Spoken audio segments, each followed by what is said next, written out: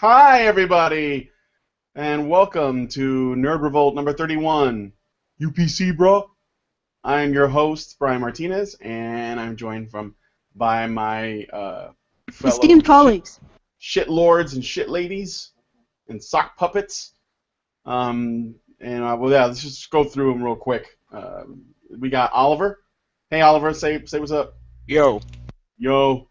And then we have the ladies of the night, Rachel.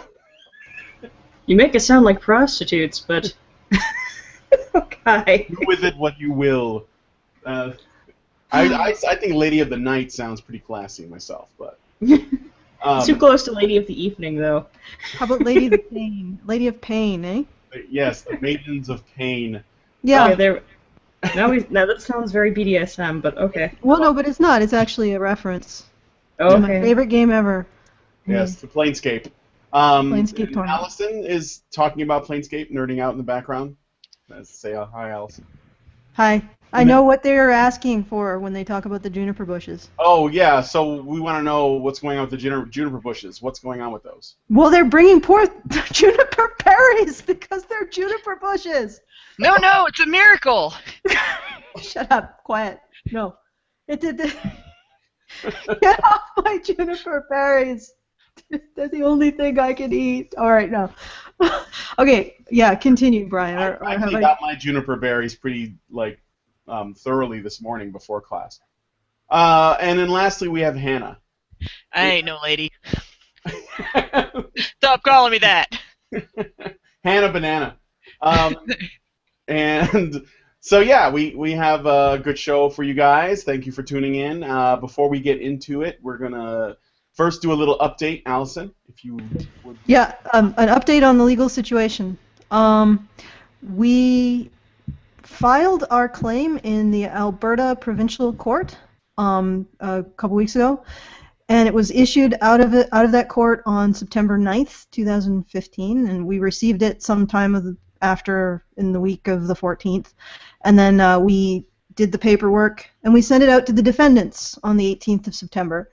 The defendants are the Mary Sue and the Calgary Expo, and now we're waiting to hear back from them. When they have the Calgary Expo has 27 days, I believe, and the Mary Sue has 47 days. And when they reply to us, then we'll start working on whatever defense to counter whatever defense that they're proposing, and we move on. So there's nothing really much to say. We're just hurry up and wait basically right now. And for the people who are asking the question about the jurisdiction, yes, you can sue the Mary Sue even though they're out of New York because they were doing business in Calgary, Alberta, Canada. So you can sue them in Alberta because that's where they were doing business. And yes, Harry Capito is our legal advisor, and he will remain such until we need a lawyer, if and when we need a lawyer to represent us. But at this moment, because we're going into the small claims court, he can function as our paralegal in small claims and also in Alberta. So I see no reason to change it. So far, he's given us some really great advice about how to mitigate our risks and also pursue the most advantageous strategy. So that's the update. Yep, there you go. Let's do the mailbag. All right, I will do the mailbag. Let me get my sack out. Excuse me while I whip this out. Flack has made an inquiry. I want you to imagine a video game, Badgers. You're playing as a valiant SJW. Sentient. There's no such thing. Isn't it wonderful when they can't spell stuff? It's like I'm gonna have to guess. Some of the words look funny, but I'm trying to it's like deciphering and reading at the same time. You're playing a valiant SJW in a side-scrolling shooter, much like Contra, and your objective is to rid the world of the evils of anti-feminists, gamergaters, misogynists, and all their villainous kin. Along the way in your righteous journey, you are joined by allies big and small, from Anita Sarkeesian to Brianna Wu. The game is segmented into levels, and each level has a mighty boss at the end that must be defeated to progress, but only after carving your way through hordes of vicious red honey badger militia. Milo, Based Mom, Vivian James, and even Karen's legs are presented to you as horrifying bosses. From Milo reflecting the light of the sun into a laser cannon with his hair, to Base Mom launching FACT missiles at you with wild abandon, you must defeat each great beast. Their faux ethics cannot stand in your way to save the world. Your agenda is pure and just. In the end, you succeed in your quest. You've purged the world of evil with the help of Mecha Sarkeesian, Quinzilla, and Master Macintosh. You stand atop the rubble of what remains of the oppressive world you are born in, fully cleansed of patriarchy and isms. The end plays across the screen in glorious triumph. Femme freak banners fly in the sky, and Jessica Valenti shouts on the loudspeakers, "The battle is won!" The final cutscene rolls, revealing a sad and tired SJW sitting behind a shabby desk, closing the cover of a great magnum opus, covered with the stains of sweat and McDonald's grease. "My epic is finished," they say with tears in their eyes. They are surrounded by trash and empty beverage cups, the disheveled room of a person who hasn't left their home in weeks or perhaps far longer. The screen fades to a solemn black. It's about ethics in games journalism. Would you play this game, honey badgers? Yes. I just joined this call, and I'm afraid somebody's sacrificing a lamb on the altar of Baal or something. What the hell's going on? Who? I think we already are playing that game. Isn't that basically Gamergate? Well, except that we'd be playing it from their side, right? Because that's basically the idea. Is Real that we're the monsters. If you stare into the abyss, it stares back, and all of that. I mean, this would be a really great game to play, but we all know that SJWs don't make anything, so it probably will. It's a pipe dream, guys. It's a pipe dream. But if it came out, though, it would be double plus good. It would have to be a game that we would make. Yeah. We would have to make a game in which we are the villains. Well, I guess that's somewhat apropos. But you know, to be quite honest, the most interesting characters in most video games are often the villains. I am reminded, since we know that Oliver was playing Mega Man earlier today, the thing that makes Mega Man so appealing are the Robot Masters. That's the best part of Mega Man. Right? Well, you don't really want to know what I was saying. I went off on one of my little storytelling tirades and made up a whole story about the goofiness that the Robot Masters get up to when we're not around. You don't want to know what Drill Man does. Yeah, I think I do. He's into some freaky shit. Oh. Yeah, so let me get on to the next letter. All right. Would be B, right? What? The next letter is B. Yes. Jackie O writes, "Hey, Badgers, missed me? Yes. I haven't seen you since the presidency. Last time I asked about a game idea, I had, but this time I want to know what kind of games you guys would make if you were making games. Beyond Karen's Kill the Kawaii Doge game, that is. P.S. Speaking of that game, Karen, that's too much money for your PayPal. I'll give $10 and I'm willing to double it if I get to keep the Doge's head. Deal? Okay. I guess we'll have to ask Karen what she thinks about that. Hopefully you guys don't want to kill Doge, though. Jackie O asked what kind of games we would make if we were making them. So I guess I'll just go ahead and ask people. Rachel, what would you make? I already had this discussion with somebody. I suggested, and this was actually from a conversation where someone said, okay, I need ideas of games that would be the most offensive thing to social justice warriors. So I suggested Pimp Simulator, and the idea is that you start out as a regular dude, and you decide that you're gonna become a pimp because you are you meet the ghost of a famous pimp from the past, and he tells you he gives you all his pimp knowledge. He wants you to succeed, and so you decide ultimately what sort of pimp you're going to be. Are you going to be the kind that just advises women on how to be better hoes, or are you going to drug them? I don't know. I'm going for offensive here. It's humanly possible. Yes. Yes, we picked that up. Yes. It came through. Yeah. Yeah. I mean, I'm not offended. And you can make them whole better by giving them a smack to the face. Yeah. And they better have your money. Yeah. That's basically. All right. What kind of game would that be, though? Would that be a strategy game, an RPG? It'd be a one part strategy, one part simulator, kind of like like Dino Park Tycoon kind of thing. Oh, So like a SimCity, but like yeah, exactly. So it's red light district. Okay. Tycoon kind of thing. Yeah. So it's like And then right. maybe eventually you work your way up to being a little more legit, like a legal brothel or something. but how did you get there? At what cost? Existential questions, to be sure. Every success story has its dark parts. Okay, what about you, Oliver? What would you make? Wait, Max said. Max was the one who was like that. Oh, Max? Yeah, you go, bro. I didn't even see it. It's cool, man. I don't know. I have a couple of boring ideas, but I'll just share them anyways. I don't know. I'd probably just rip off the original Duck Hunt and then replace the ducks with Censored Duck, and I'd make that for Karen. Oh. Maybe. Oh, actually, no. Even better idea. I would make the sequel to Depression Quest. I would call it Oppression Quest, and it'd be like a whole new generation of gaming where, like, it'd be like an RPG, and you go from village to village, kind of like The Witcher. It'd be like instead of mana, you'd have like oppression points, and you'd be taking down the evil patriarchy as you went into each village and gave people like those rainbow haircuts and sort of get them to join your quest to take down various microaggressions and stuff like that.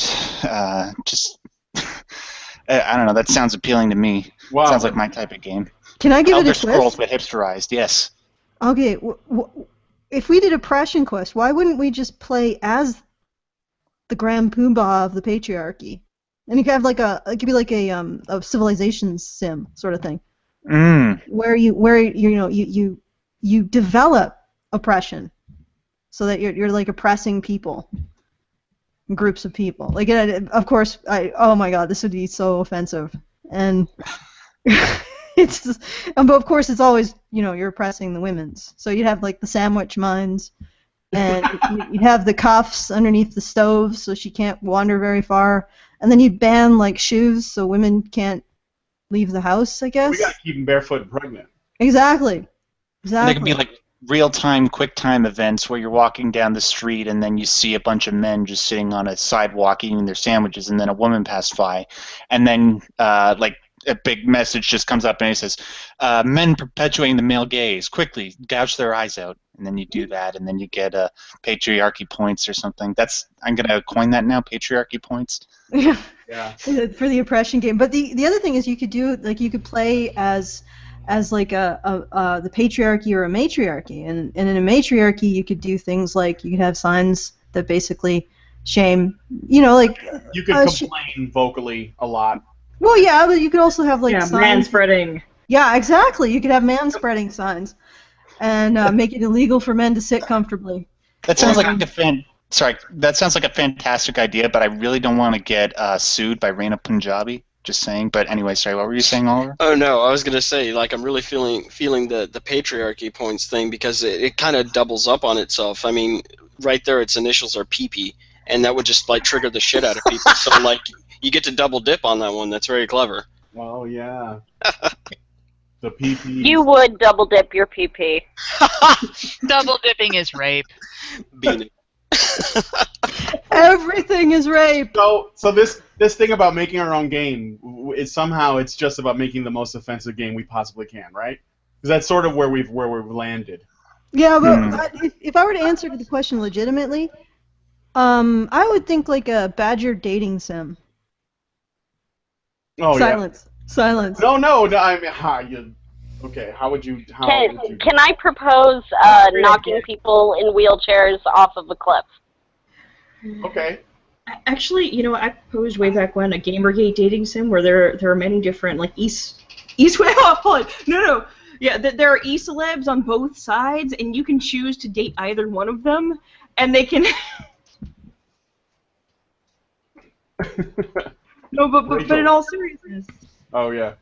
Yes, but you know, like you could have it so that I don't know. You like have to like for example, if you were targeting Rachel, you'd have to find obscure hentai with tentacles. You'd have to appeal to her sensibilities. You have to appeal to her For a long period of sensibilities time. for a long period of time, or some shit like that. I don't know. I thought it would just be funny. It's not difficult. It's not difficult for a dating sim though. It'd be actually really funny though if you had the option of dating Anita Sarkeesian and you had to just put up with her being all tsundere and shit. So it would be like Gamergate High School kind of deal, and then there would be options. I don't know. I just think it would be funny. And or maybe you could date Jonathan McIntosh and he's got like a puppet and it's named Anita.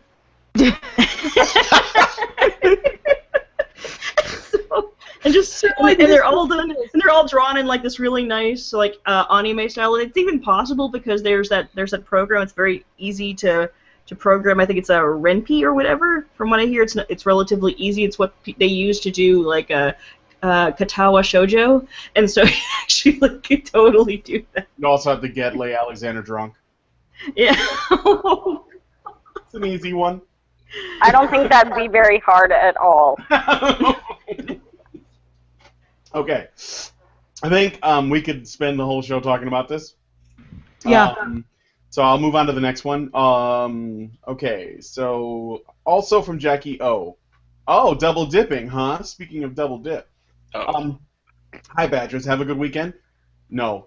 I just thought of something the other day, and I thought I'd run it by you guys. What happens if Gamergate's victory turns into a full-scale revolution? We could start acting like the SJWs we hate so much by jumping... What? We could start acting like the SJWs we all hate so much. Oh, we could start acting like them, I see. By jumping on anyone who voices anything against gamers and consumers as a whole. I ask mainly because gamers, comics fans, sci-fi fans, and every other fans have been pushed around and mocked for so long that we can finally push back in a way that even the biggest organizations have no choice but to listen. You can only be pushed around for so long until you decide to push back, and for once, we can truly make a big company bleed if they don't listen. Not literally, financially. We'd basically become SJWs, but with teeth to do real damage. Do you think this is a possibility, or am I overthinking? Hannah. I think you have your name in there for that reason. Or no, I is think it Max has his name in there before me. Max, go ahead. Yeah, I was just, they said something about jumping on anybody that disagrees with us. Well, what I find about Gamergate and the way they've been responding to a bunch of major events, when they do, unless they're trolls, which there always will be, I find that the people that try to respond in the YouTube comments and on Twitter to a bunch of these outrageous things said by our opposition, they tend to try to approach it very rationally because they're very knowledgeable of the type of people that we're going up against and what, for lack of a better word, triggers them and what types of words we should use and what arguments we should put forward to try and represent ourselves as civilly and as logically as we can. So on that aspect, I think we're going to be okay for a long time as long as we keep our house in order. Anybody else want to address the rest of that? Well, there's also the fact that we do not, like SJWs do, use victim status as sort of a hierarchy of importance among Gamergaters. People do not consider you like a more prevalent personality because you claim to have been through something. It's just a part of who you are if that happens, or a part of your experiences that may shape your opinions, but it doesn't make you more important or your opinion more valid than anybody else's. So we don't have that sort of subjective marriage to treating personal experiences as a thought-terminating cliche. Personally, I think that what's happening is we're seeing a rise of people or a greater critical mass of people who think rationally about topics and don't immediately respond with outrage. So I think that maybe this is sort of the beginning of a change, maybe for people as a whole. that they're going to start to just think about things rather than just reacting with knee-jerk outrage. And the reason why I say that is because apparently statistically people who game have more gray matter, which is related to puzzle solving.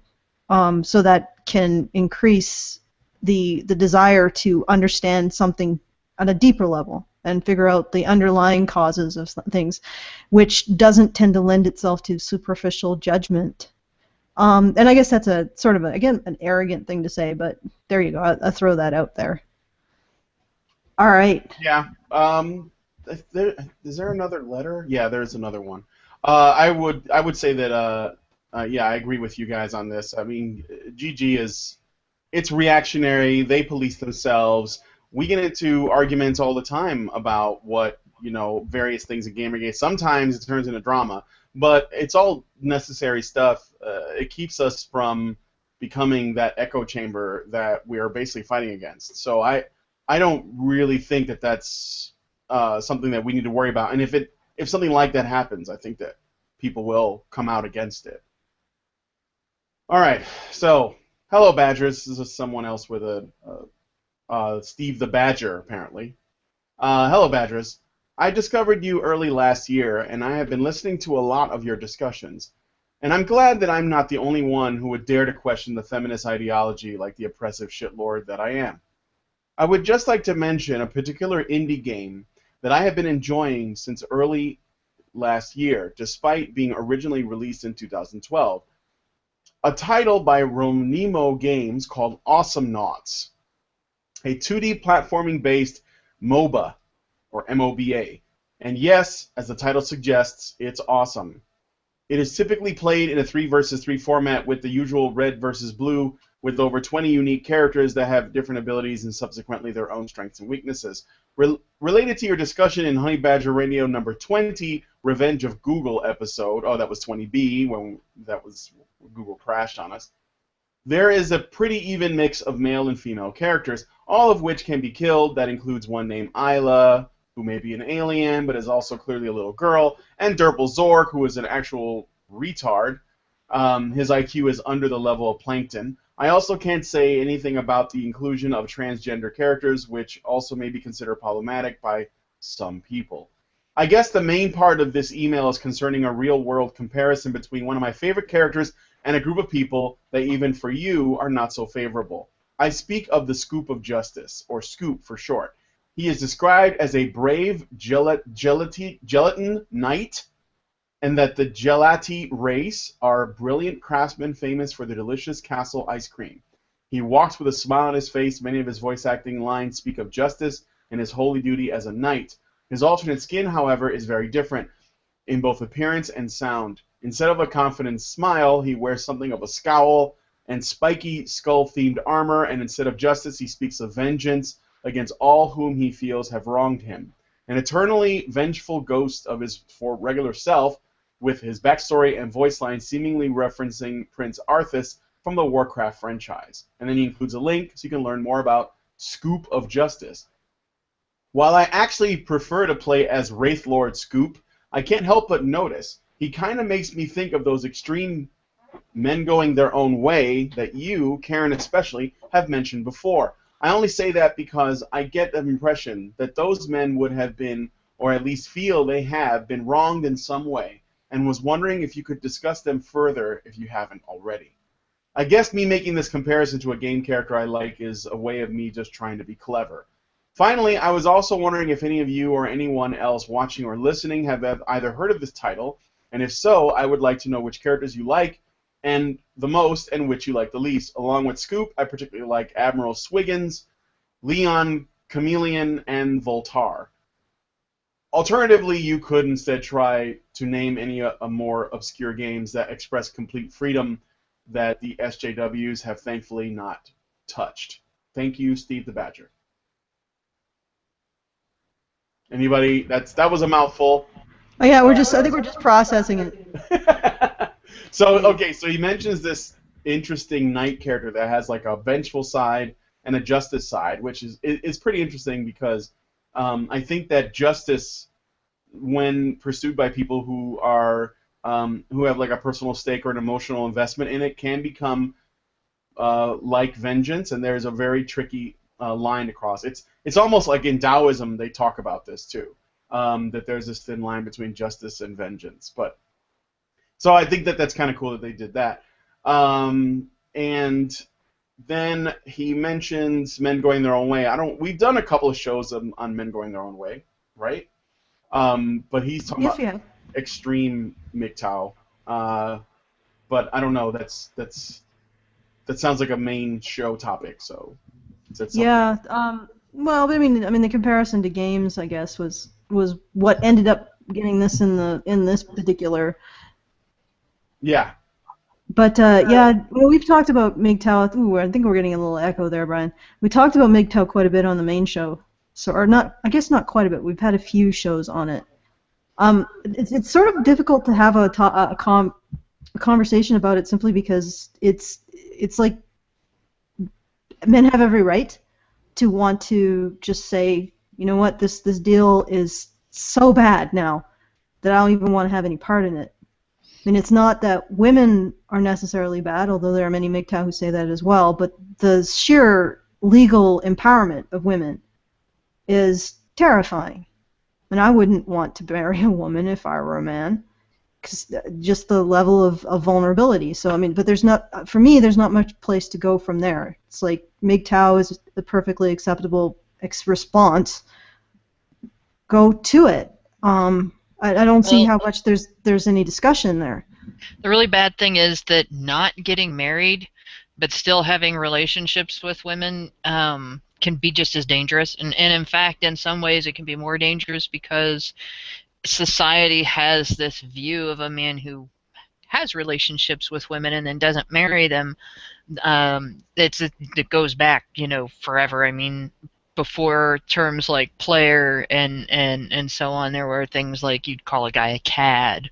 It was never acceptable for a guy to reject marriage, and he was considered to be using women. And so the segment of MGTOW who completely eschew contact with women is probably more rational in some ways, I should say, than those who just don't get married. And there's actually a variety of outlooks within that group. So it's hard to sort of make a definitive statement, this is true of MGTOW, because they're not necessarily all on the same page. But it is a rational response. Like Allison said, it is a rational response, and there's really not much more you can say about it except that for it to become, not the more rational response, things are going to have to change. All right, Max, you had a thought? Yeah, I just posted this in the chat here. I think I missed what the context of the question was about MGTOW. Can somebody just sum it up before I... Essentially, Steve the Badger was wondering if we would do a show about the extreme MGTOW. So he's not necessarily talking about MGTOW as a general thing. Oh. But I mean, more like the extremist part of it, or maybe something that he's perceiving as extremist, because I don't know what that means, really. Doesn't really go into it. It was a difficult letter to parse. Yeah. Oh, okay. Yeah, no, there's a lot going on. It's layered. Yeah. I just put this random thing because I run a YouTube channel, for those of you who don't know, on a video that I've been promising a lot of my subscribers who actually happen to be MGTOW is a video on the pros and cons of the movement. And I've been trying to write my script in a certain way so that I don't have the hammer of MGTOW come down on me like it did for somebody like Alexandra Blue, for example. My main thing with MGTOW is that I believe it's a perfectly understandable reaction to have, except that I do believe it goes overzealous in certain aspects. Like Hannah and Alison, I believe, are alluding to, I believe that when it comes to the legal ramifications that might occur if you happen to get a divorce, I don't see why that's not a perfectly sane human reaction to have to not want to get married, at least in the more traditional sense. But when it comes to extreme MGTOWs, like people, I study people like Turd Flinging Monkey and Sandman. The main problem with them that I would like to see a greater discussion on, and it kind of scares me that there isn't, is this assumption that women don't have the capacity to override their hypergamous instincts and their potentially salacious behavior with their moral compasses. And that is never talked about. And I would really like somebody to address that a little bit more effectively, because I believe that's the main crux that is eventually going to lead to MGTOW's downfall if and when it reaches critical mass, because it is a growing thing. So I don't know. I'd like to participate in a discussion about that, because it's equally fascinating to me, but it's equally frustrating, if my words are any indication. It's easy for them to make that that mistake, because they're looking at women from a standpoint of vulnerability in their own position, and from a standpoint of being surrounded by women who don't rise to the level of accountability of men, because they don't have to. And it is part of human nature to, when you look at a group of people who is not achieving something, to believe that they simply can't do it, and to ignore the circumstances under which they are failing. And it leads to, it's a contributing factor, I think, in most prejudices. And I don't think this is any different. And you know what? It's more of a topic for a whole show, but the reality exactly. But the reality is, it's not unreasonable for them to come to that conclusion, and it's not hateful for them to come to that conclusion, but it is an erroneous conclusion. But it would take a whole show to explain. Yeah, in fact, I think that I'm going to call it right now. I think we should have a show soon on MGTOW and bring Max on, if Max wants. In the meantime, I would suggest, what was the name of Mike's episode of Mike's Honey Badgers episode with the bazooka? God, I can't think of it. Werebitch, right? Werebitch. Yeah. Yeah. Watch that one. It very succinctly sums up the issue. I'm in that cartoon too. Yeah, you are. Yes, you are. I think Karen is in it, and I'm not. But no, that cartoon, the one, oh wait, is it the one with the bazooka, right? Yeah, it's the one with bazooka. It's me. There's a wolf. There's a poodle, and there's Anna makes a cameo. Yeah, and also there's a little blue dog. Yeah, that's the wolf. But let's not explain it too much. So you can find that video on Dr. Randomer's cams. It's called channel. Dog-Shaped Hole. Okay. Or no, it's Werebitch or Dog-Shaped Hole, something like that. All right, so just have to watch through all of his videos until you find that one. Yeah, exactly. Well, it's not. Anyway, Too You bad. should be doing that anyway. You'll have to watch them all. Dr. Random Cam. All right, so before we get into the main thing, I got one more thing I want to shill. For those of you guys who might be close by or have a lot of money and spare time, tomorrow is GG in Toronto 2, Dos, Deus, Ni. The GG inning. GG in Toronto, yes. It's happening tomorrow, and Kathy Young is going to be there. If you want to go, or you want to know the details, you want to tweet at Rinku's Girl, and her Twitter is at RINKUSGRRL. Yeah, girl like a girl. Girl. And guess who else is going to be there? And Max Derritt will also be there. He's going to show his face, so we're going to see more than his juicy lips. For any of you guys who get to go. All right. That's it for the shilling. So. Wait. What, Allison? I'm sorry. What? Yeah, this is not really a shilling. This is actually something. This is sort of honey badger business. So if you've been paying attention to the channel, you'll see that we put up the director's cut of the Badgers Investigate, the Society of Professional Journalists airplay, and what me and the director, who's Histrionics Media, but and his actual name is Antonio, we're thinking is we were trying to gauge an interest in Honey Badger Radio putting on a Gamergate documentary. Now it would be like a full-length documentary, and it would probably take a very long time to do, and a fair amount of funds and some upgrade and equipment. But if you think that's a good idea, then drop us a line, encouragement, topic at badgerpod.com, or if you want to comment on anything on this show, or if you just want to yell at us in textual form, that's fine too.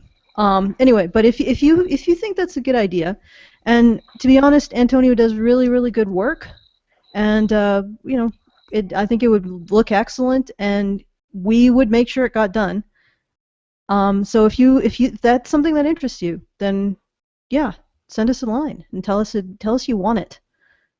And that's all, Brian. It's sort of shilling ourselves, I guess. Want it. Allison, can I just yell at you in general? Yeah, it's okay. Go ahead. Cool.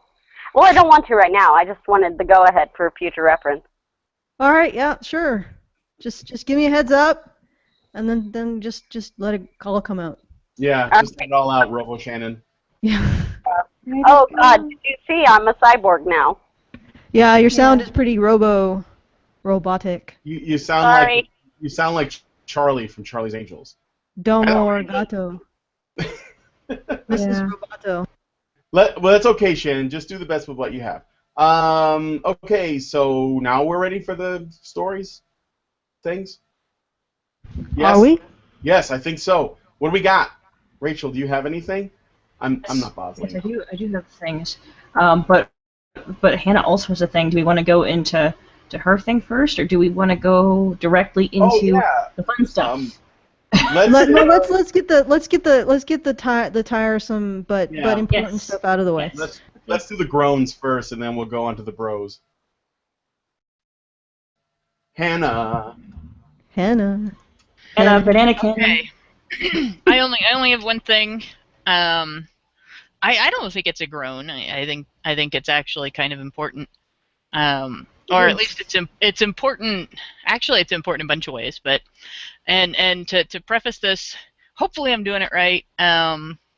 Aaron's name has been a question of pronunciation for everybody for the longest time, and actually somebody asked him on Twitter, and he used not phonetic symbols but linguistic symbols to explain. So I actually looked them up and found out the correct pronunciation based on what he wrote. So that's what I'm going to use as I read this off. Aaron Gianni case update. Aaron Gianni, recently released from a judge's gag order which prevented him from discussing his case, has posted an update on Reddit's Kotaku in Action subreddit. The update first explains some of the details of this case. In addition to the original restraining order, Zoe Quinn had also requested a second restraining order in another state, listing Gianni's appeal of the first order as the reason. This type of order is usually temporary, and Gianni's update reads like that's what Quinn got. She then tried to support confirming it by citing her own stalking behavior as proof that it should be upheld, claiming her ex should be barred from talking to anyone about her online because Google updates she received as a result of an alert she set up herself constitute contact. After hearing arguments from both sides, the female judge hearing the second restraining order request dismissed the case on the grounds that Gianni's online speech did not constitute threats or harassment, and therefore Quinn's argument did not establish that court's jurisdiction. In other words, the judge did not claim authority to restrain Aaron from mentioning Zoe online. Meanwhile, Gianni had begun steps to take his appeal of the original restraining order to the Massachusetts Supreme Court. Quinn responded by requesting the order be vacated, probably to avoid public embarrassment if Gianni wins that appeal. And a lower court judge did vacate it. She is now arguing that there are no grounds for the appeal because the order has been vacated. Gianni and his attorney disagree as the case involves a constitutional question. Gianni is now faced with a choice. He can call this a win, allow the judge's choice to vacate the order to clear his name and walk away from further litigation, or he can try to take the fight to the Massachusetts Supreme Court for a potentially precedent-setting, at least in Massachusetts, ruling. The question at hand, explained in Professor Eugene Volok's letter in support of District Appellate Review, linked in the post, is whether using a restraining order to ban Gianni from posting any information about Quinn online violates his First Amendment speech rights and is an unconstitutionally overbroad application of stalking law. This new battle is going to add between $4,000 and $6,000 to his legal bills. His decision on how to proceed will in part depend on the outcome of a fundraiser in that amount to pay for legal assistance. Individuals wishing to support the appeal can contribute to the fundraiser by visiting the link provided in the Kotaku in Action update. That link and a link to the update are also available on the show page for this episode of NerdRevolt. Now, that's the update itself. I've got two things to say about it before I sort of open the floor to everybody else. First of all, the fact that Quinn actually went for a second restraining order in not just another jurisdiction but another state is a disturbingly classic vexatious litigant behavior, and a reason why he really should continue this fight. An individual who does something like that is not going to walk away from the legal battle because of a defeat at this level. I've seen cases like this, including two targeting friends of mine, drag on for years, with false accusers who drop a fight for one restraining order when it becomes inconvenient or unwinnable, picking up the fight shortly thereafter, simply by filing for another one based on different claims or with different conditions. I've seen it get so bad that the accuser requests a protective order or a restraining order on the basis that her past litany of false accusations constitutes evidence that her victim is abusing her. At this point, there is no way to accurately predict Quinn's behavior. But that one factor, that jurisdiction jumping to force her target to fight this battle on two fronts and to have a backup restraining order in case the restraining order that she asked for is determined illegitimate, that includes a greater likelihood of future malicious prosecution and other vexatious litigation from her, instead of her cutting her losses and walking away from the conflict. And her use of this case to promote herself as an expert on cyber harassment and to sell herself as a public speaker is another factor to consider. In order to infer legitimacy on her narrative, she needs to continue to play victim, and she will continue to need her ex-boyfriend to fill the role of bad guy in that narrative. Her past behavior indicates that she may find further use of the domestic violence victims advocacy system necessary to support portraying him as such. Because of that possibility, Aaron would be very wise to consider himself a likely target for further malicious prosecution. And he should pursue this case not just for the altruistic reasons that he has stated, but also to cut that avenue of attack off before she tries it again by limiting the scope of application for any future protection orders she requests. The second thing is, it's important to understand that what's going on in this case is not a glitch in the system. It is the system. This is what the Violence Against Women Act and other domestic violence law was designed to facilitate, in the way it changed existing gender-neutral domestic violence law to rely on the Duluth model of partner abuse assessment and response. The Duluth model presumes the problem to be male-perpetrated, female-experienced issue, and does not leave room for circumstances like this in which a controlling and emotionally abusive woman is using false accusations as a means of denying her victim either freedom from the abuse or a chance at recovery from it. Partner violence law does not just contain an approach to criminal abuse. It also contains direction on how that approach should be taken. And under the law's recommended prosecutorial and judicial response to its own text, Quinn's complaints are expected to carry more weight with authorities than what they witness in her behavior or the actual details of the case itself.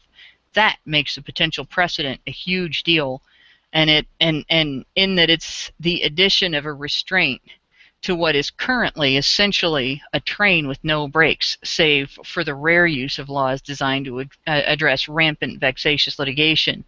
And that's a designation that is usually reserved for very rare and extreme circumstances. So that's basically my take on this. You know, one thing I wanted to point out when I read this update and saw all this stuff, when it comes to, you know, things like restraining orders and stuff like that, I know at least in my state, one of the things that they will do to end up abandoning those restraining orders, or at least forcibly dropping them, is when the accused person can clearly show that someone is going out of their way to contact them or trying to get them to break that restraining order or that no contact order. I just remember seeing this stuff happen before, so they're just like, you know, it goes both ways, at least here. And I've heard of people going to jail for trying to, you know, push somebody, and turns around and basically just legally here they're going, no, see, this applies to both of you. It's called stay the hell away from each other. Is kind of how they go about doing it. And so when I look at this, and it's like, wait a minute, you set up Google alerts and mentions. So wait, are you trying to tell me that you went out of your way to intentionally provoke yourself when no one forced you to do that, and then trying to make the ridiculous argument that, oh, you're trying to, it's him getting in contact with. No, it's not even close. In fact, you know, it sucks that it's happening to this guy. It really does. But if this is what it takes to establish precedent, if this is what it takes to make a very clear the First Amendment, you know, implications that come along with this, then this is just what's going to have to happen. I'm just glad that he's being such a trooper and he's just kind of weathering through this storm, and everything that it's done to his character and, you know, his livelihood and all that other stuff. You know, I'm just looking at this and I'm thinking about how many other people I would have seen crumple under this pressure ages ago. So the fact that Aaron is just sticking with this and he's just kind of keeping his head down and he's weathering through that storm, that's very admirable. And I don't think that Zoe Quinn realizes how much damage she's doing to her own self, to her own ideology, to her own camp, all this other stuff. I mean, we're talking, this is some really boneheaded stuff that's being pulled. And it's, wow, it's, you know, it's just kind of straight up crazy, where if you're going to be able to find any key focal point that could be considered the beginning of the end of this ridiculous, you know, radical feminism, gender feminism, intersectional feminism stuff, I would say it started right here. And because it just always kind of comes back to that. It's everyone's well enough to leave you alone until you start trampling over the rights of other people, and then suddenly everybody cares. And I think this is a huge issue that's going to be remembered for some time. While we're talking about this, I forgot to put it in my writing, so of course then I didn't read it off. I do have one disclosure to make on this. This issue is a pet issue of mine, and the reason is because I have seen friends of mine through this type of case. One of them I've actually written about. It's an article titled 7 Years in Hell on A Voice for Men. Don't read it unless you're prepared to become angry. Nobody reads that article without becoming angry, and just it's aptly titled. The other case is ongoing. Actually, it's 15 years old now, and ongoing, because the court system will actually not address perjury when women commit it in the course of this type of case. They will not address trespassing and physical abuse committed by women who are making these kinds of false accusations. This is, I could rant about this. I could make an entire show ranting about this kind of case. And so I chose to write about this specifically because of its importance to me. And specifically because I have seen how bad it can get. Like in that 7 years in hell case, at one point, the guy, the victim, was arrested for an alleged drive-by greeting that shouldn't have been taken seriously because the accuser had claimed she was going to be out of the area. And nobody actually did anything about it.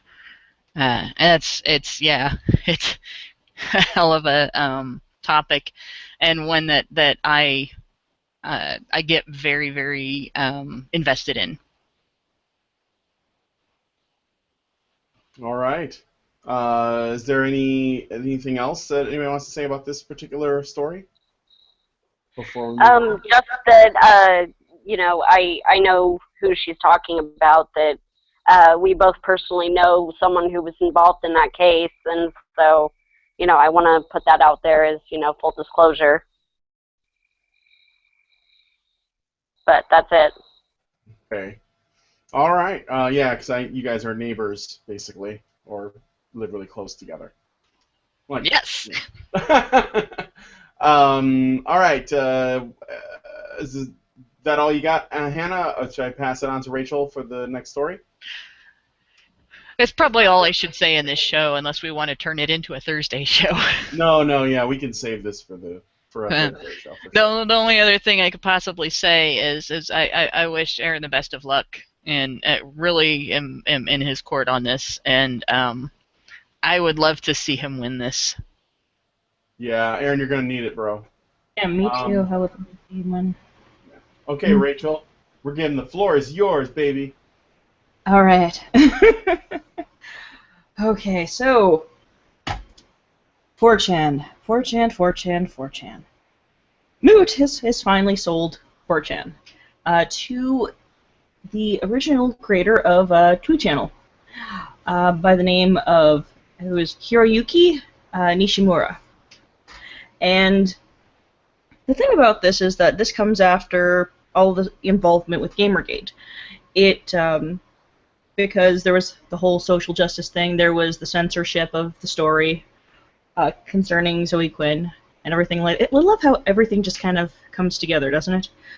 But and so a lot of people are welcoming, a new owner of this, and that it's 2channel.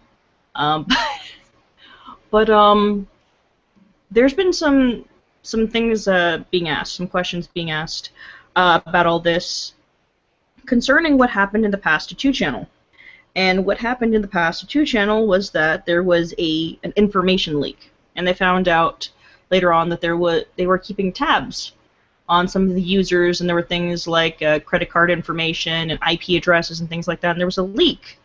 I think it was back in, I want to say 2011. Could be wrong, but and this makes a little, people really alarmed about this, maybe, because now they're not really sure whether or not they can trust Hiroyuki to protect their anonymity on 4chan as they switch users.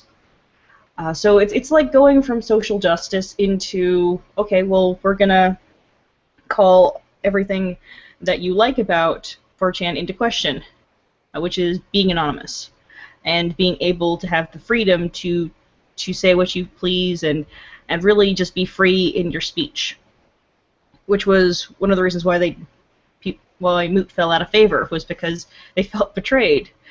But there's a lot of things going on there and that were brought up in the Mr. Metacore video, but you kind of want to wait a little while before there's to find out if there's more information to all this and how much is really known. But I want to leave you guys to talk about this a little bit more. What do you guys think about this switching hands? Well, I have some questions, because I don't know the inner workings or the behind-the-scenes stuff that goes on at 2channel, 4chan, and 8chan. Okay. So, potentially, I guess my first question is, why is this a cause for alarm? Is it a cause for alarm for people using any of those spaces, all of those spaces, or just certain spaces? Well, I If think there so, was. then why? I think there were a couple. Well, here's the thing. The situation is that people enjoy a certain level of, being anonymous on these sites, and they might talk about things that they typically wouldn't, and stuff like that. So, if somebody has all of that information, they could then hypothetically sell it to other companies, data mining, things like that, and use all that information to give it to the government or other corporations. And that's kind of concerning, considering 4chan's past of being involved with some things that are less than legal. And the thing about it is how would one go about, I don't know, associating and finding out who exactly is involved in these illegal activities? Just by being on a thread, visiting the thread, poking your head in there, actually making a post in the thread saying that it's stupid? How is all of this being associated with one another? And it's kind of a massive clusterfuck if you actually start to break it down. But I think, to put it simply, the situation is this. The person who actually hosts both 2channel, or did in the past, and who also hosts 8chan is, I think it's NT Technology, and it's owned by Jim Watkins. And Jim Watkins is the person who currently hosts 8chan, and he was working with Nishimura on 2channel when this incident took place, this information leak.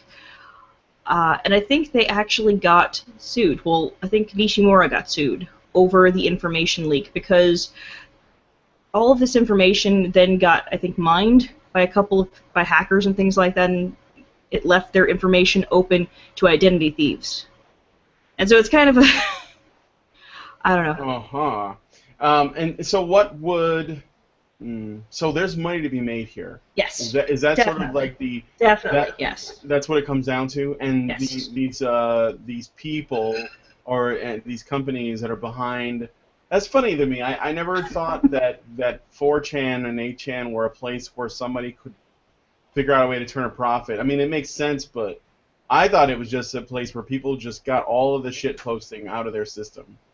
But well, I don't go there very often. But if you were to hypothetically mine this data and actually log things like IP, you could find out about their browsing habits, what sort of things people like, most of all, things like that. So like spaces like or websites like 4chan, 8chan, things like that, and Upworthy and BuzzFeed. And those places, they often go to Reddit to get a lot of their information. Well, yes, but then Reddit usually will sometimes repackage things from 4chan. All these places that are making memes and viral content, those are driving a lot of these websites that are then repackaging that viral content. Places like BuzzFeed. And so, yeah, now it's really something that could turn a profit if you could figure it out, if you could figure out a way to make it work for you. And that's what people have been trying to do. That's what Moot has been trying to do and failing to do for many years now. I want to get to the bottom of this 4chan, 8chan thing, just because I want to pass the word on to the viewers. But I'm going to take a pause in the action because Allison has breaking news. Allison, what's your... Well, I actually just received an email, which I'm not going to read out on air or actually reference the person who sent it. But apparently Justin Trudeau, one of the clear contenders for Prime Minister in Canada, just recently spoke out against Gamergate. And specifically, he said in an interview on The Star titled, "Justin Trudeau points finger at communities for causing violence against women," when Pelletier asked him directly if he was a feminist, Trudeau said he was proud to be a feminist. Yes, I'm a feminist. Proud to be a feminist. My mom raised me to be a feminist. My father raised me. He was a different generation, but he raised me to respect and defend anyone's rights. And I'm deeply grounded in my own identity in that, and I'm proud to say that I'm a feminist, he said during a portion of the interview that was not aired. The things we see online, whether it's issues like Gamergate or video games, misogyny, and popular culture, it's something that we need to stand clearly against. Good for you. When politicians talk without researching the subjects that they're discussing. Well, I'm sure Max has plenty to say because he's a fellow Canadian like myself. You know something? If you ever need more evidence that this guy was a fucking automaton, this is the perfect, because everything that he says it's almost like he's trying to read something from a textbook, like a textbook answer. You know, he's the representative for the Liberal Party here in Toronto, in Canada. No shit. Yes, and the thing is, when he speaks, especially when you hear him talk in the debates, it doesn't really seem like he believes anything that he's saying or he has any compassion for what he's talking about. It's really just, it's almost like he's being directed to say exactly things word for word from a textbook. You know, when I listen to him in his spiel about misogyny, people, this is where it goes wrong. When you hand people in the government the right to judge civilians, morally judge civilians, when you give them these weapons to judge civilians with, this is where it goes wrong, people. This is where it goes wrong, when governments start to think they get to judge us morally rather than serving us socially. This is it. Misogyny is it.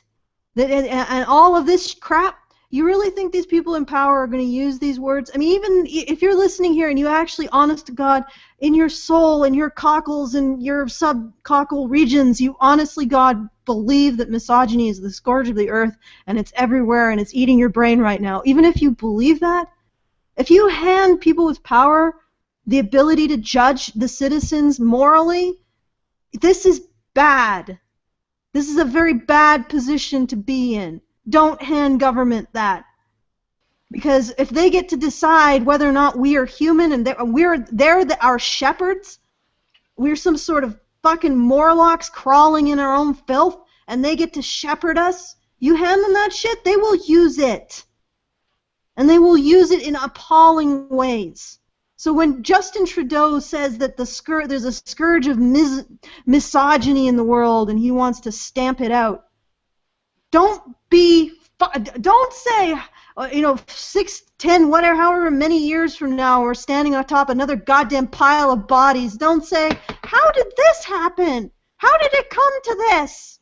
Because it always starts when you hand people in power the ability to judge whether or not you're fucking human. And misogyny is just another one in a long list of words given to people in power to be able to judge the people that they have power over. And that's where it starts, folks. Yes, Hannah, misogyny is today's witchcraft or blasphemy or heresy. It's just, anyway, I'll step nice off haircut, my soapbox. Yeah, Justin Trudeau's haircut? Yeah, totally. Yeah, for those of you who don't live in Canada, Justin Trudeau, there have been a lot of attack ads. One particular common theme among them is that he's just not ready. That's the common quote. But at the end of all these commercials, it's kind of a consistent joke. There's this guy that says, "Nice haircut, though." Sorry, that's such a Canadian joke. So is he someone who is prime minister, or is he like in the running to be elected? He's in the running. Okay. So if he gets elected, will there be a ceremony where he puts on like Kree armor, like Ronan the Accuser, before he goes and cleanses Canada of all the misogyny? Yeah, this is another thing. Excuse me. Okay. Misogyny is such a fucking mealy-mouthed word. If you can't pin it on anything, it's not concrete. We're gonna fight the evils of misogyny. That's something that never fucking ends. When does it end? Is there any fucking exit plan for people who are fighting misogyny? No. They're just going to hang their identities on the fighting misogyny, and they're going to fight it for the rest of eternity until we're all dead. It just escalates. Considering the fact that feminists keep adding to the definition of it, it would be impossible for it to come to an end. Power plus penis plus sandwich equals misogyny. Well, once I get You've been looking in my kitchen! Prejudice to the power of Grayskull. Well, you know, what would be really funny is if people were to yell misogynist, like, that's not true, I identify as progressive. It doesn't matter whether or not you think I'm misogynistic, I identify as someone who's politically... I'm going to step back onto the soapbox for just a little bit longer. Just a little bit longer. People think that this isn't a problem, or they undercount it. But this kind of discrimination always starts with declaring the target group to be subhuman somehow, or infected with sin or evil or whatever. Us misogynists, and believe me, we're not going to get away from this, because everybody in the panel probably is going to end up in the misogynist camp if it comes to this. If you can create, this is how it starts. This is how this kind of shit starts. It starts with this kind of discrimination, and then it ends up that the people that you have decided are evil are scapegoated. Now, I don't know what format the scapegoating is. I sure as hell hope it's just social ostracization and being kicked out of communities, because the worst probably will be some sort of violence. Feminists, actually radfems, not the mainstream of feminism, but radfems are already talking about concentration camp style camps. They're already talking about population reduction, and they're talking about both sexes. So I think it's a little late to hope for anything nicer than that. That's already under discussion. And since a lot of this stuff that the mainstream of feminism does and articulates and tries to persuade the public to accept really trickles down from radfems, I would not be surprised if that starts trickling down too. And there's already in the past been this kind of panicky articulation of claims of overpopulation in the world, and discussions about population reduction, and those discussions inspired a lot of short stories and even longer stories by sci-fi writers and horror writers about sort of not end of the world scenarios, but population control scenarios, like the Carnival by, I believe that one was Ray Bradbury, the Lottery, Shirley, shoot, I can't think of the name, hell, the Long Walk, Stephen King. The various stories in which society, and of course what the Hunger Games, the more recent Hunger Games, all these stories, these don't just manifest. They come from the fact that this discussion already exists, and there are people who already think this way. And I would not, I don't even dare to hope. I'm more from a position that this line of thinking has to be contradicted, countered, and if not shut down, kept out of the mainstream. That the mainstream of the population in general has to be rational and criticize those ideas and the thoughts, the thought processes, the toxic belief systems that lead to them. What's really sick about this is that they are turning women into basically like nuclear fuel rod, like they're just a fuel for this narrative to what's the word? What do they say when they say that it's terrorists in Muslim countries become radicalized? They are using women as fuel for a narrative in which they radicalize their own populations, and they say that they're essentially declaring moral war on their own populations. That's what this rhetoric is about. And I point out to people that discrimination based on belief is some of the worst in human history. Because not only do you, the thing is that at some point you have to realize that people who are physically different at birth have no control over that. But people who are in power and intend to discriminate against groups because of their beliefs, there's no protection of that. As soon as you have a belief that's not in line with what they think is appropriate, you are marked forever. And no matter how much level of torture you say, no, I'm not a misogynist, I denounce my previous beliefs, they will still think there is misogyny in you. So even though it's just as permanent a mark as skin color or being disabled, or having a certain ethnicity is just as permanent a mark, they will think they can purge it out of you. and that you are responsible. You're not just sinful because of your birth, you're sinful because you chose it. And if you haven't seen self-righteous hatred towards the sinners who choose to be sinners, you haven't seen self-righteous hatred. Okay, I'll let you know. I love when she get mad. I get all excited and my paws get all tingly and shit. It's great. I didn't think anything was going to top. I didn't think anything was going to top that video that you did on Lacey Green the other day, Allison. But that was great. Thank you for that. Gives you a warm feeling in the guzzy lots. I know. I like that. I'm dead in serious. The subcockle area. Yeah. That was so sexy. I almost slid off my wheelchair. Okay. I'm not actually trying to be sexy or warmify people. I'm trying to say, I'm not trying to turn you on. I know, but you don't understand. You don't understand. When people respond to passion in this way. I know you guys respond to passion, but please consider that this is an important issue, and we need to take a stand on it. That's why. Here's why you got that. You're getting that reaction.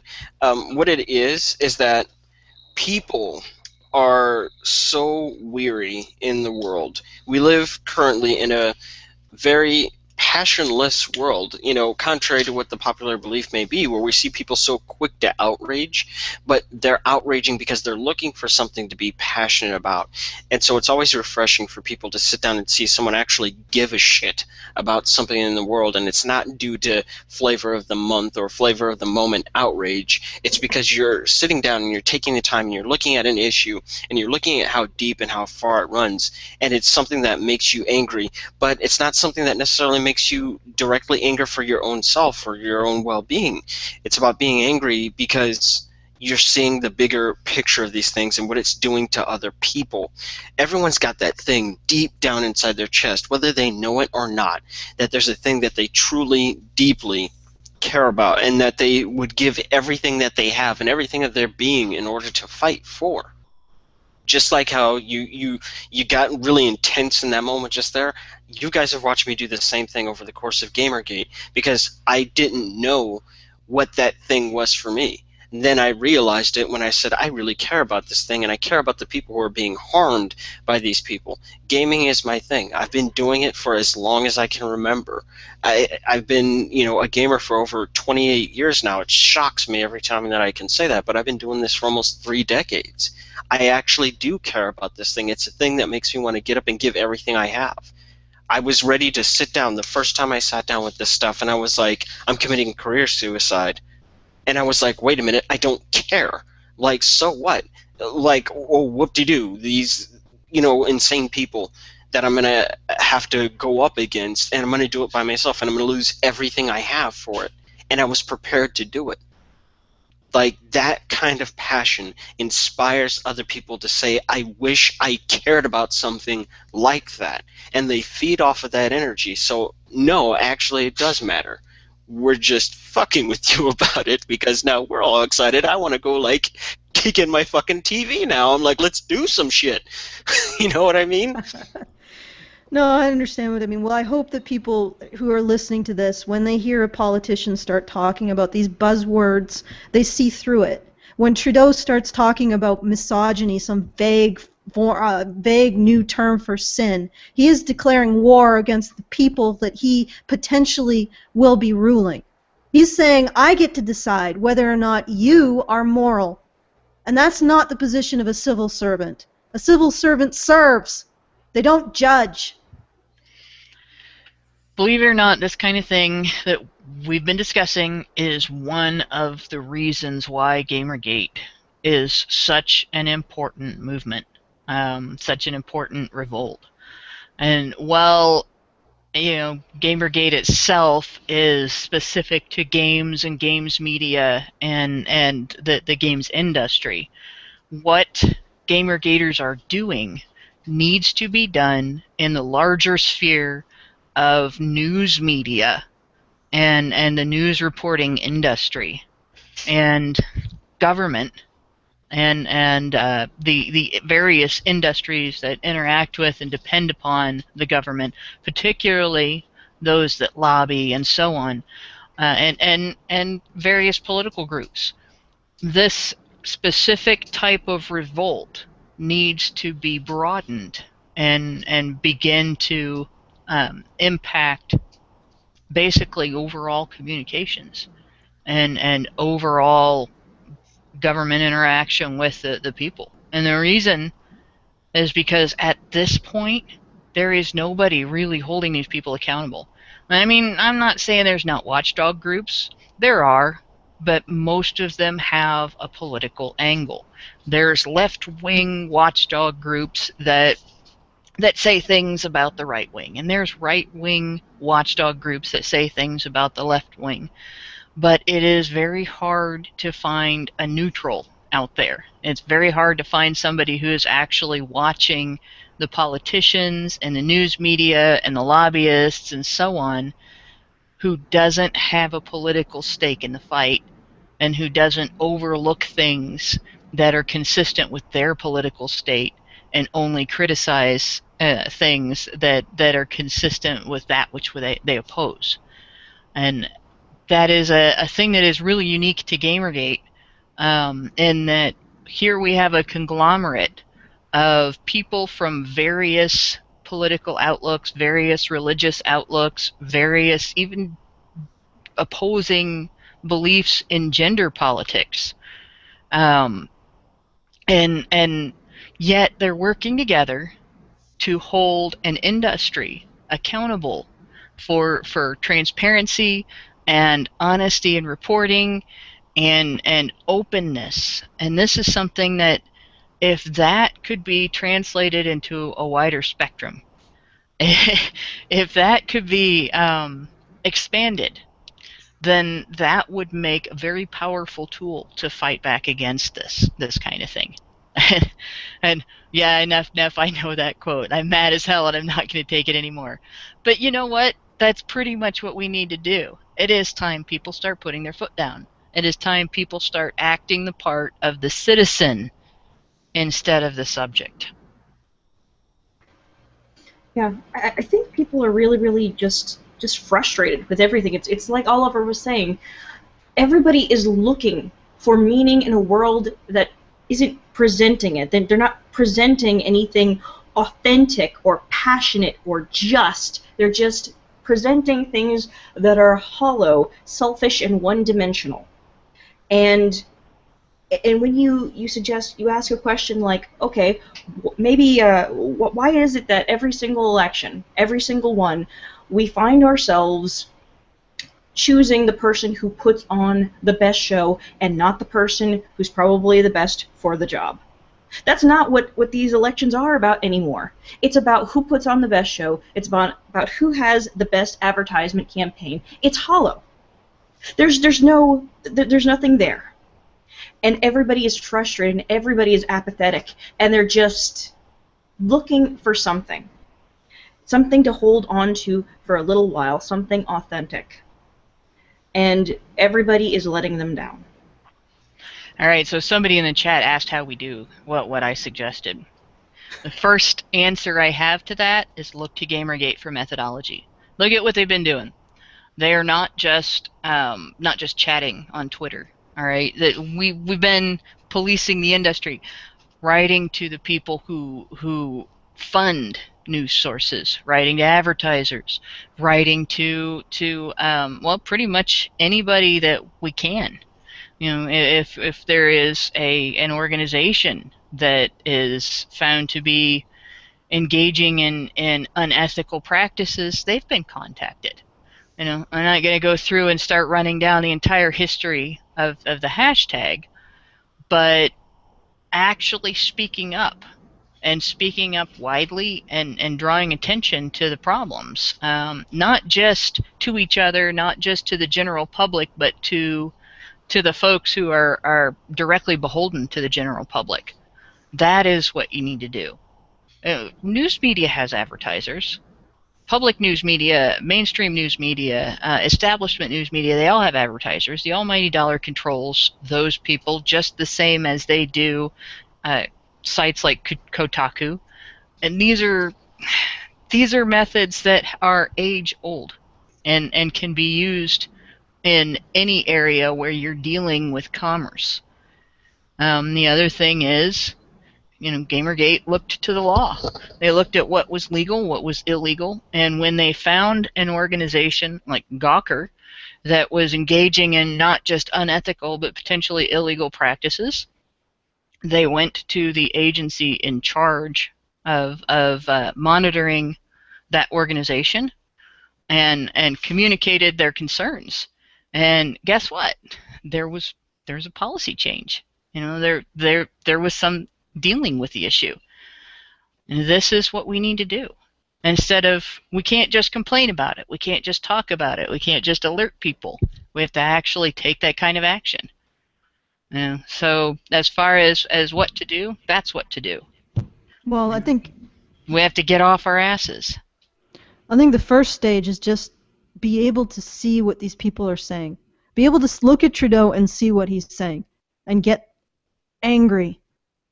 Because what he's saying is that he gets to he is petitioning to take on the role of your civil servant, and he's already saying that he gets to stand in judgment of you. And somehow that's serving you? I don't think so. Get rid of the rose-colored glasses, in other words. Get rid of the rose-colored. Break the glasses. The glasses. Yeah. All right, maybe we should get some silliness going. Let me. I want to go back to the 4chan, 8chan thing really quick. Okay. Because we did break it in the middle. So one of the reasons why I think 4chan, 8chan now, Infinite Chan, is important is because it was the main place where a lot of the people who were organizing Gamergate had assembled to plan things, right? That was where they did a lot of the plans and their ops, to email people and those kinds of things. So that is the purpose or the strength of a image board like 8chan. And so to learn that 8chan is basically under control by this, what's the guy's name, Jack or Jim? Jim Watkins. Basically, to get an understanding of this, previously everything was owned and run by Hot Wheels, but what happened is that the servers, because of all the DDoS attacks, got overrun. And he needed something a lot more beefy to handle all these extra people coming through. And so Jim Watkins offered, he said, okay, I will let you run this website on my servers,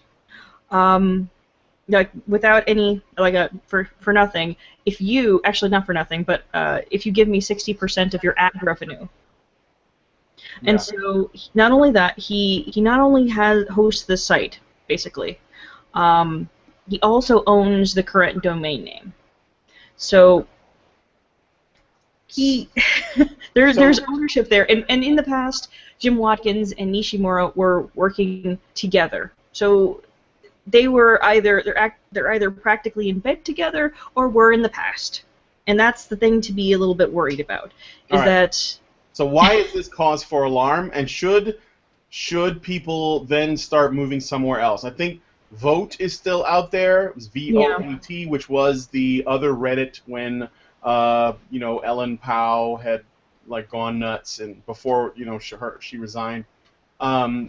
Should people in Gamergate that want to organize further meetups or whatever it is that they do there, should they look at other places, or is it just sort of something to just be aware of? I think it's just something to be aware of. As long as you're not doing anything illegal, I think you're going to be fine. But the thing about it is that if you are someone famous, or if you're somebody who is really, really careful about your personal information or worried about identity theft potentially, it's cause for alarm mainly because they fucked up in the past and they weren't able to protect people's information, and they said that you were anonymous, but they were logging IP addresses, I think, on 2channel and things like that, and tracking information and stuff like that, and it left it over. Oh, sorry. When there was the information leak, what ended up happening was that a whole bunch of people were then open to identity theft and stuff like that, and they got sued by a couple people pretty bad.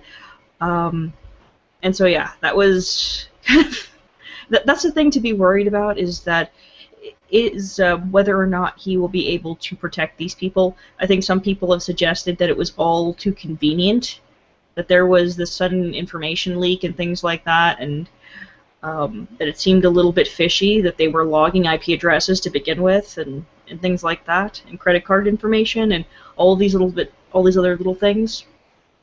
So yeah, that's something to be concerned about, maybe. Okay.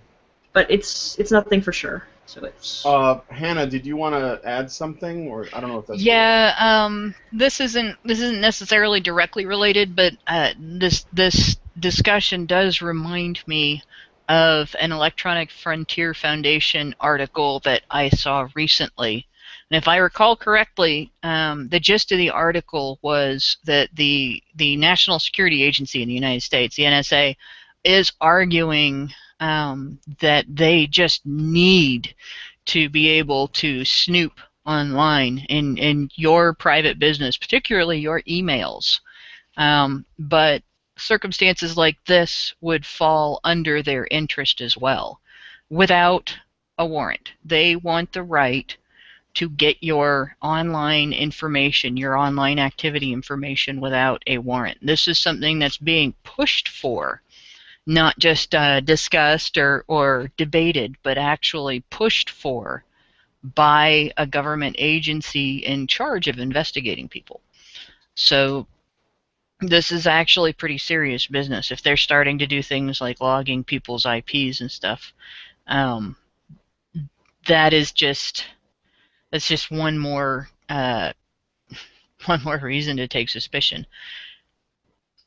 All right. Well, I guess then, guys, if you're listening, if you're lurkers or you frequent 8chan or 4chan or even 2chan, I don't know if that's still around, let us know what you also know about what's going on and whether or not there's cause for alarm and whether or not there's already, because, I mean, knowing how fast Gamergate works, if there is a reaction, they're already on top of it or looking into it.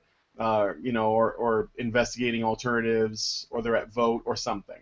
So this is ongoing, and we'll see what happens if it's going to affect anything.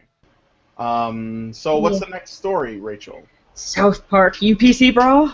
PC Brah. PC Brah, yeah. Oh God. So South Park going PC. So yeah, this past Wednesday there was the South Park episode where there was a new character called PC Principal who replaced Principal Victoria, who was a female. I mean, there's got to be something said for that, because that, to make things a lot more progressive over at South Park, because oh my gosh, everything in the past has been so offensive, and there was nothing valuable about the message in all of this. So, but PC Principal doesn't give a shit. He is your quintessential social justice warrior. And the interesting thing is that, so you have PC Principal, he comes there, he talks down to everybody, he starts giving people a whole bunch of detention for things that don't even, that aren't really all that important. I mean, it's just things like, childish potty humor, things like that, the stuff that South Park has done in the past. And so not even Cartman can defeat PC Principal, because he certainly tries. He says, I'm going to be like Tom Brady, I'm going to defeat PC Principal, and what happens? He gets beaten to a bloody pulp and ultimately decides to side with PC Principal because he can't defeat him, and doing so will give him the power that he so desperately craves, and it will put him on the winning side, because what does Cartman love? He loves winning. More than his personal freedom, he loves being that kind of bully. Bullying somebody into a situation where they can't do anything else. So of course he loves PC Principal eventually after he gets beaten up. Also, Stan's father joins the PC Brahs, and who love nothing more than drinking beer, working out, and arguing rhetorically for the rights of minorities. And so, yeah, it's pretty, but I'm not surprised that Cartman got into it. No, because not at all. But the most important thing in all of this is that Kyle, the person who's always been about being, making sense and being logical and being reasonable, ultimately gets bullied by the PC Brahs because they won't, because he won't say that Caitlyn Jenner is stunning and brave and a hero. And eventually he gets bullied into silence and into saying that Caitlyn Jenner is a hero. And it's this kind of bittersweet ending where it's painful. You realize that something that had to end this way to really drive that point home, that this is what happens to you when PC people take over. The politically correct folks. Well, I think it says something that Cartman eventually gave in there. I think he would fit right in with the politically correct. He's done it before, though. He did it in the Rob Reiner episode, and probably in a couple others, but there was the Rob Reiner episode where there were all of the people who were really, really scared about the kids smoking, and Rob Reiner was willing to do anything to get big tobacco, even faking a child, even killing a kid, basically, or framing the tobacco company that was in the area. And so this isn't the first time that Cartman has sided with progressive bullies to push an agenda and things like that to win. Well, there's a significant difference in Cartman's capitulation and Kyle's capitulation. Yes. Cartman does it specifically because that's what he does. He assimilates systems, the prevailing system of engagement, of social engagement, and uses it or exploits its weaknesses in order to facilitate his own bullying, his own domination of the people around him. Whereas Kyle is basically just trying to survive day to day, and to be the best person that he can be, and so his capitulation is not necessarily exploitative the way Cartman's is. His capitulation could be that he's been bullied into submission, or it could be that he has realized that there's actually a worse form of oppressive, abusive, I guess, political correctness than the one that he was resisting in the first place, and it's surrounding him. And he's sick and tired of watching the fight between that form of bullying and people resisting it do the level of damage to the community that it's doing. And so he decides that it's in his own best interest and possibly the best interest of the people around him to capitulate rather than extend the fight. Which it's been about 30 years since I read it. I need to go back and reread it. But if I remember correctly from discussion following reading 1984, that was posited as one of the reasons why the main character in that book changed his mind and decided that he loved his government. Was that it was too hard to keep fighting it. And he didn't have the energy to maintain the fight. He didn't have the mental energy to maintain the fight. I just want to go back to Cartman. I apologize, but I think this is actually really insightful that Cartman would eventually go on the PC side, because what's going to happen is all of the bigots, like the racists and the true sexists and all of the bigots, who incidentally nobody likes, like the people in your family who are bigots, you generally are the least liked people in their families. If you know what I mean, they're not likable. They tend to hate everyone, and they just have specific targets that they rag on constantly. They're annoying, unlikable people. Nobody likes them. But these people, sort of like Cartman, once they figure out what political correctness, what social justice warriorism, what all of this stuff is really about, they're going to stampede towards it. They're slow in picking up that certain forms of bigotry are no longer socially acceptable, but there's a new form of bigotry that's totally acceptable. And that's absolutely shitting on and ostracizing people who think differently than you.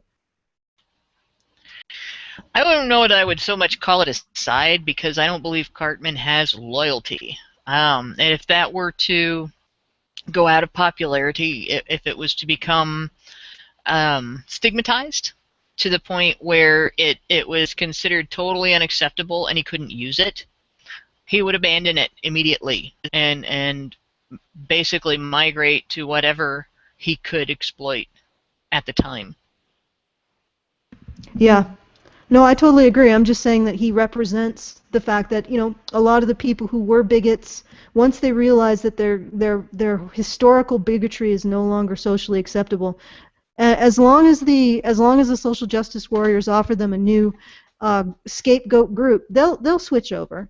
They'll go from Coke to Pepsi, as long as they feel like they're getting their rage out on the scapegoat group. That's sufficiently good enough for the scapegoat group that the social justice warriors provide. And it's the same fucking shit, different bucket. Okay, Yeah. Brian? Yeah, I'm right here. I have a question. Well, first an observation.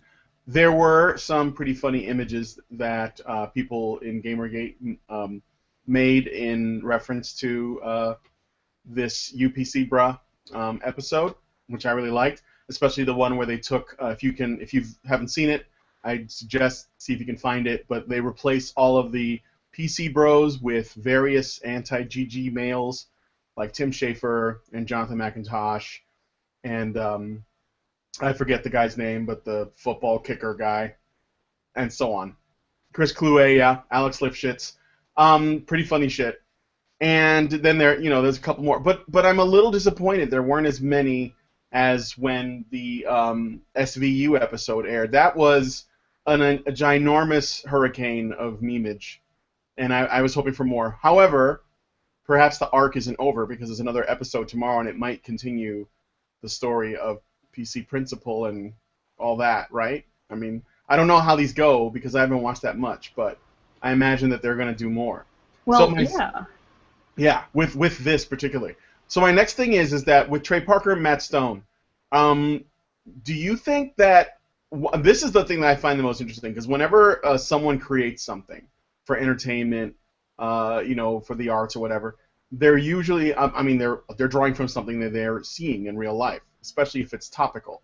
So I wonder what it is, what it says that it's getting to the point where these guys have taken notice and they have enough information that they're able to make at least one episode of South Park around it.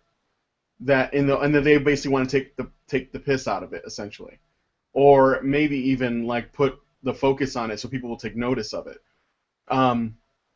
What does that say about what's been going on with social justice warriors? How big of a problem is this? How frequent are we seeing it? I think that is something to think about. Also, what are the politics of Trey Parker and Matt Stone? Out of curiosity, if anyone knows. All I know about that personally is that they they hate conservatives, but they really hate liberals. That's what I've heard. Yeah, I think they're more. They are actually. One.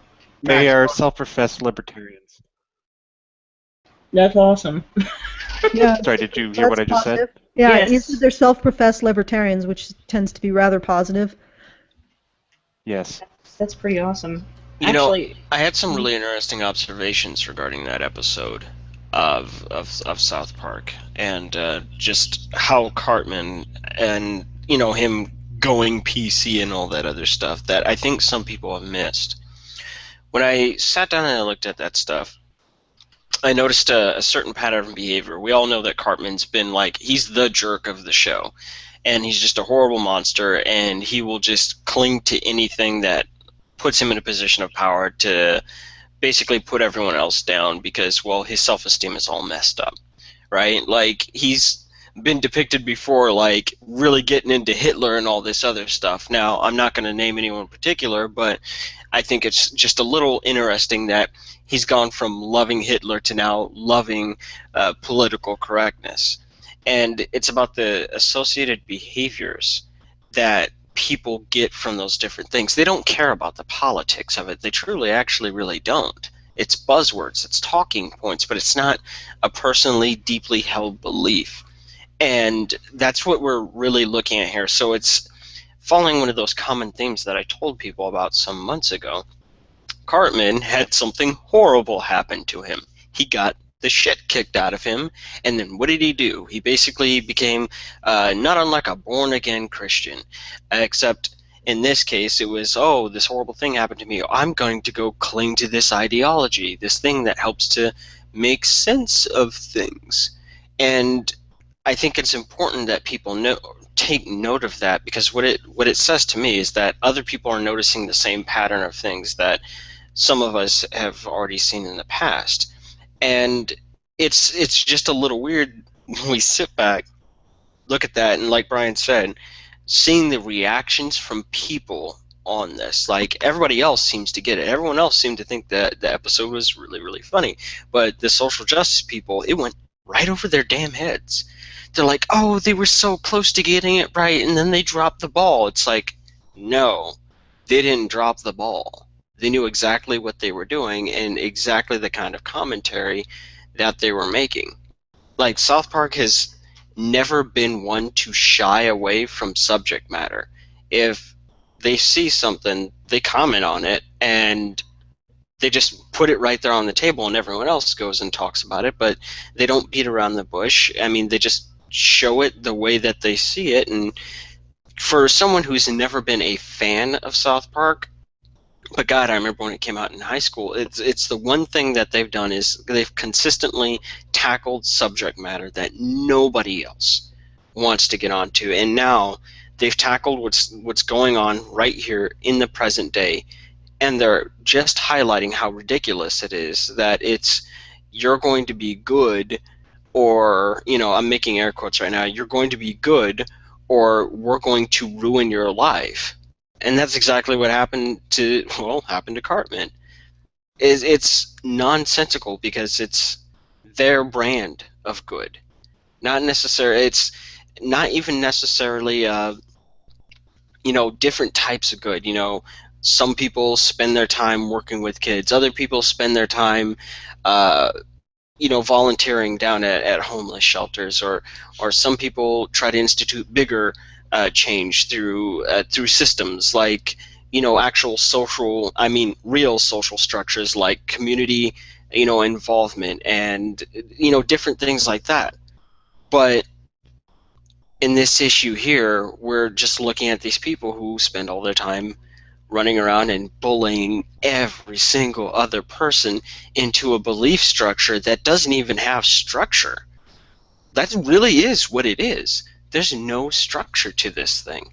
It's just people throwing around a bunch of words that sound really scary, and they bully people into not wanting to be bad people. And when we look at what happened to Cartman, it didn't have anything to do with, I believe in this thing. It's, this guy kicked my ass into submission. It's just a question of this. If Cartman hadn't gotten the crap knocked out of him, would he have naturally fallen into that thing on his own? Me, personally, I argue no. So, think about that for a moment. It's just like that prime minister. He uses that prime minister candidate, right? No, he's not a prime minister. He's a contender. He's in the running. Right. He's using language and words to essentially, it's either to make promises or to scare people. And this is the same kind of language, Yep. It's the Pac-Man door, like I said before. It's basically a herding technique. Yeah. But the thing with Cartman on this is, I think he saw in that beating, he gained from that beating an understanding that his usual tactics would not work under this circumstance. And he saw a tactic in PC Principle and in PC Principle's behavior that would. And so he changed tactics because he realized that his usual method of operation was not going to cut it anymore. and he's basically in that way, although in every other way, Cartman's a bully. In that way, he's just a pragmatist. He's practical. He did what he needed to do to survive the environment that he is now in. And I would liken that very much to stars that have come out and said, female stars that have come out and said, why, I didn't need feminism to get where I am. I didn't get here because of feminism, and I don't consider myself a feminist. I got here by working hard. I got here by being independent. I got here by, and then they would cite characteristics of accountable people who basically take their destiny into their own hands. And then feminists would come out of the woodwork to lambaste them, basically publicly crucify them, figuratively. And all of a sudden, the next week, they're feminists. Oh, I just didn't understand feminism. Now I understand feminism. Of course I'm a feminist. No, they didn't misunderstand feminism and suddenly develop an understanding of feminism.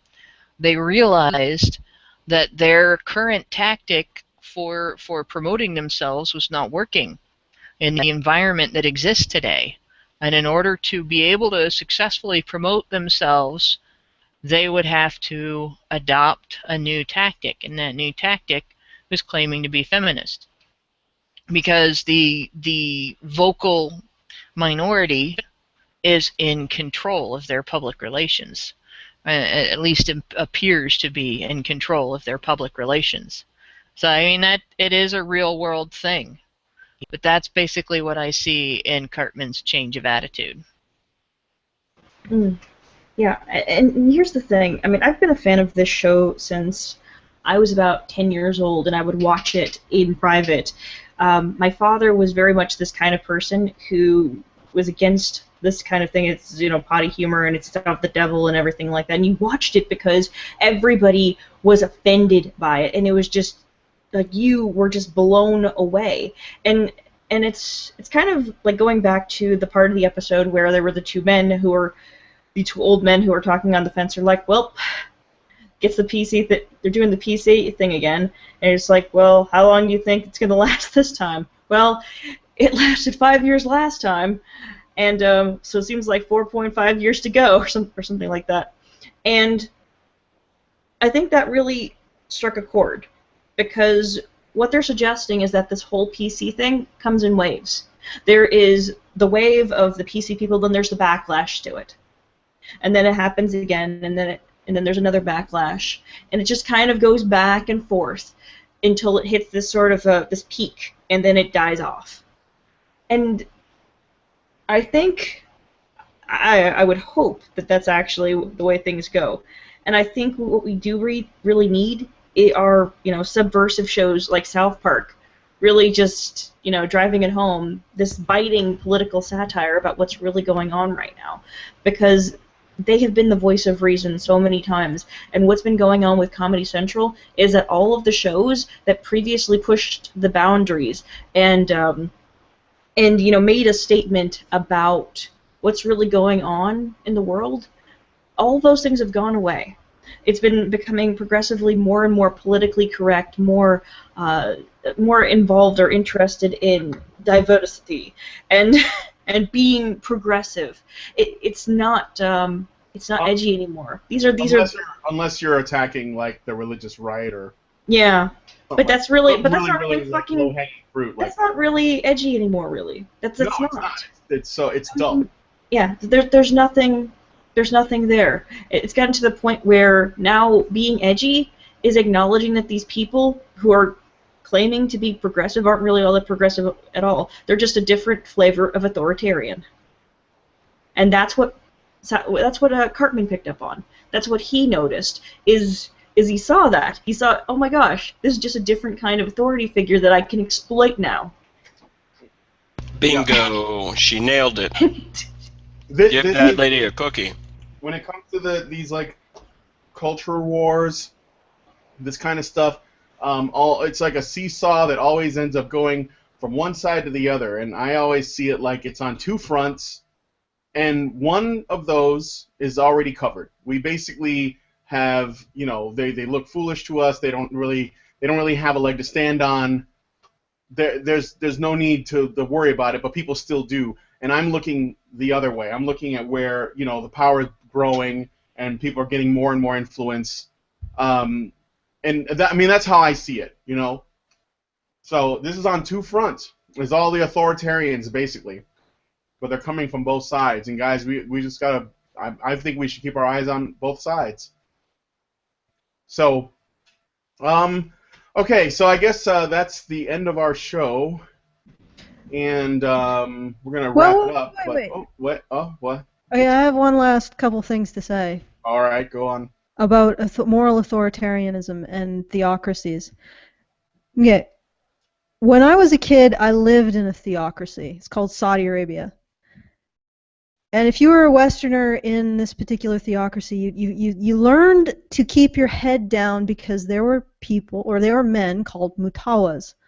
And mutawas were essentially the religious police that patrolled the streets. And they were armed with a stick. And if they thought that you were showing too much ankle or speaking out of turn, they would hit you with the stick. And that's what they did all day, is they just patrolled the streets for infractions of morality. This is what we're creating in the West now. This is what these politicians are going to bring in. They are going to bring in a theocracy in all but name, using these concepts: misogyny, privilege, diversity that isn't. That's what they're going to do. They are going to create a theocracy. And you're going to start seeing the same thing that I saw when I was in Saudi Arabia.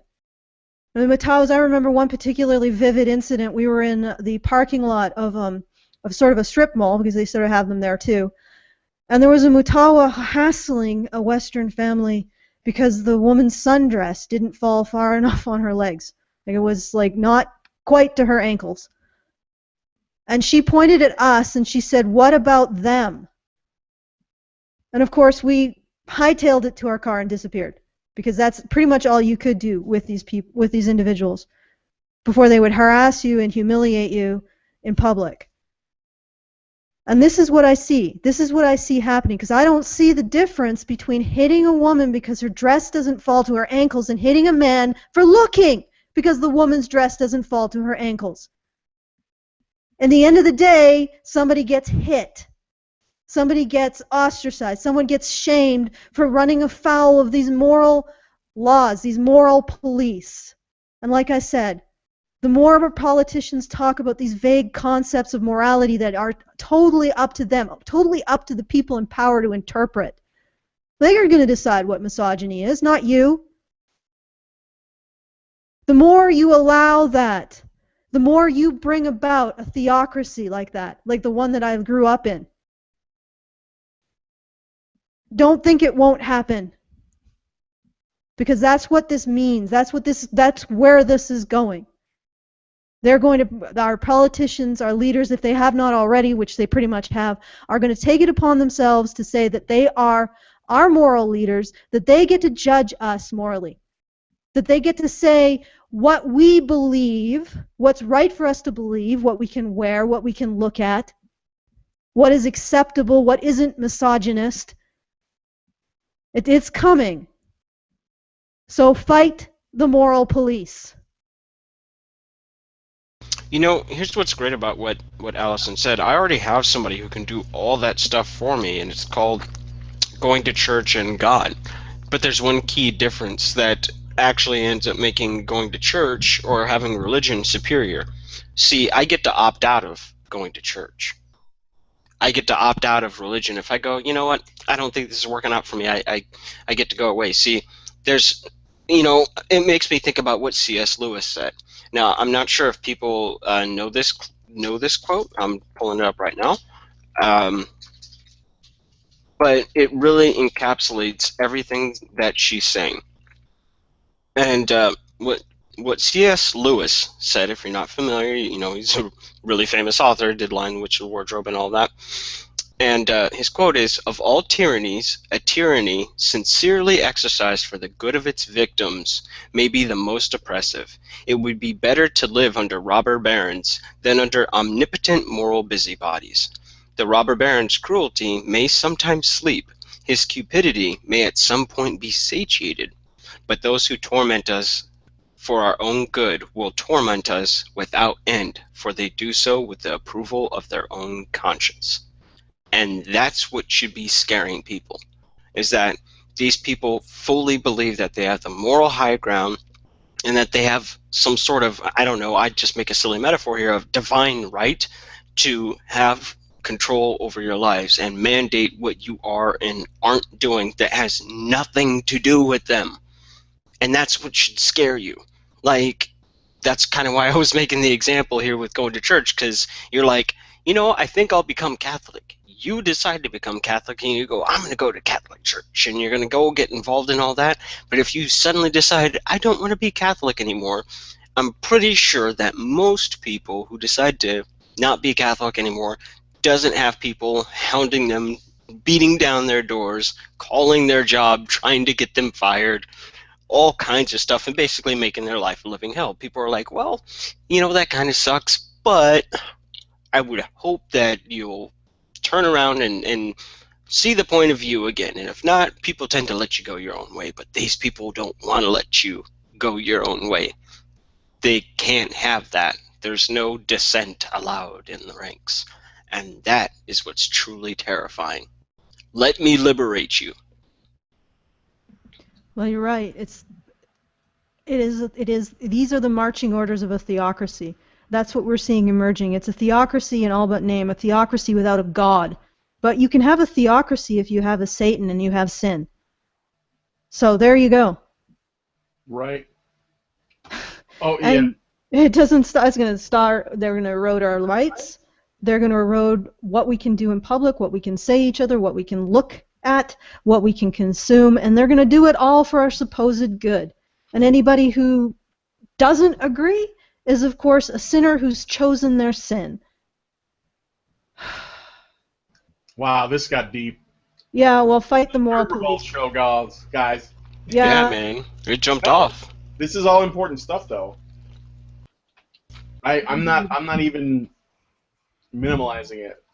Yeah, should we give the final shouts? Do we have final shouts? Yeah. Go ahead. Go ahead. No, if you like what we're doing, please consider donating at our Patreon, honeybadgerbrigade.patreon.com. No, you got the. It's www.patreon.com/honeybadgerradio. Oh, yeah, that's right. Patreon. Yeah, sorry about that. /honeybadgerbrigade. Yes, brigade. Yes. Sorry. Radio. God, I got it all wrong. All right. Go there myself. Quiet, Ryan, quiet just for a second. www.patreon.com//honeybadgerradio. Yeah, that's it right there. And if you guys have any additional thoughts about what we had said regarding Achan and 4chan, regarding the South Park episode, if you have observations, when the new episode airs tomorrow, I believe, we'll see if it follows up. Hopefully Matt and Trey really give it to them. And anything else, just stuff about the Prime Minister, stuff in general, please send us emails. What's the email address again? topic@badgerpod.com. Yes. So just one last word. Yeah. If you do want to become a patron, our patron, I swear to God, I will fight the moral police to my last breath. I do not want to go back to where I was living when I was a kid. I don't want to go back to that. Nobody wants to go back to that.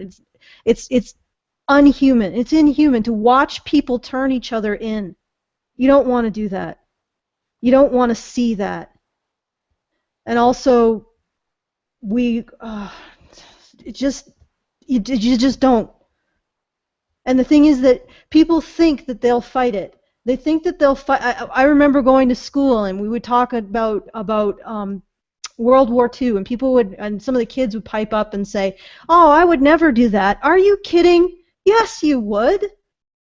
Think about how people just fold just based on moral cowardice, just because they don't want to fight, because they don't want to be troubled. I mean, think about the feminists or the starlets or the pop stars who said, well, I got here with my own hard work, not due to feminism, and then simply folded and went back on their words because they got a public outcry. Yes, we would end up doing exactly what happened in Germany in World War II.